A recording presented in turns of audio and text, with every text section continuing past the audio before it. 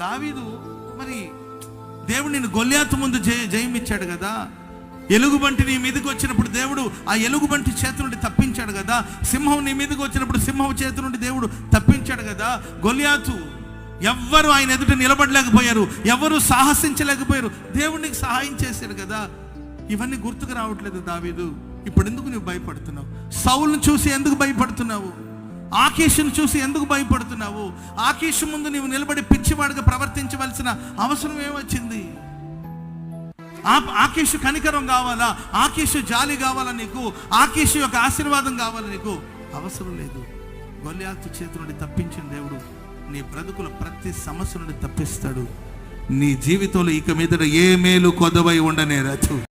నీవు చేసిన మేలకు నీవు చూపిన